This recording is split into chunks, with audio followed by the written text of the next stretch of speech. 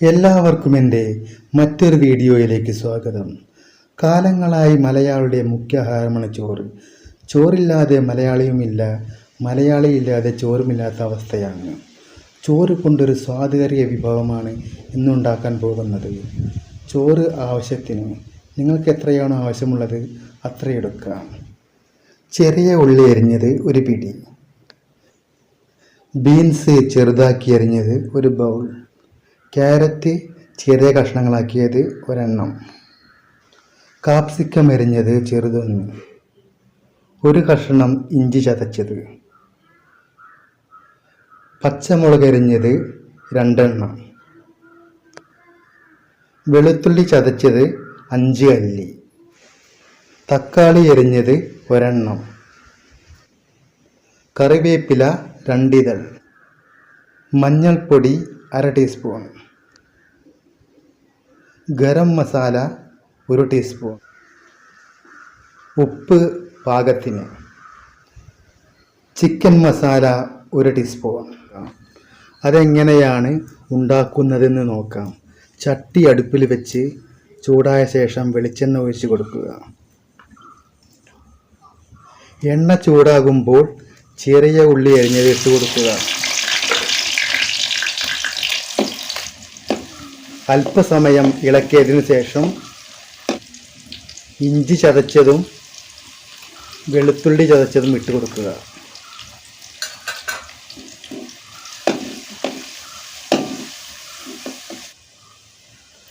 അതൊന്ന് പാകമായി വരുമ്പോൾ അരിഞ്ഞു വെച്ച ചേരുവയെല്ലാം അതിലേക്കിട്ട് കൊടുക്കുക.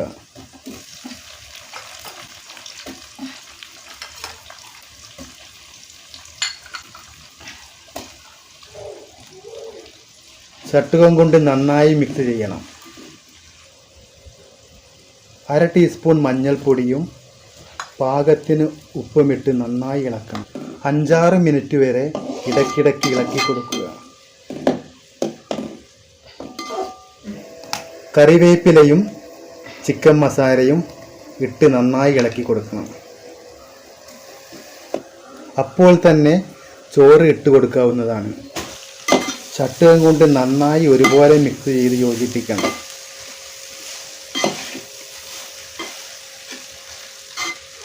ചോറിനുള്ള ഉപ്പ് കൂടി ചേർത്ത് കൊടുക്കുക. ഒരുപോലെ നന്നായി മിക്സ് ചെയ്ത് യോജിപ്പിക്കണം. എങ്കിലും ഉപ്പ് എല്ലാ ഭാഗത്തും ഒരുപോലെ പിടിക്കുക. ഗരം മസാല നന്നായി വിതറി കൊടുക്കുക. അതൊന്ന് നന്നായി ഇളക്കിയ ശേഷം അടുപ്പിൽ നിന്ന് വാങ്ങി വയ്ക്കാവുന്നതാണ്. സ്വാദേറിയ മസാല റൈസ് റെഡിയായി. ചെറു ചൂടോട് കൂടി തന്നെ ഉപയോഗിക്കുക.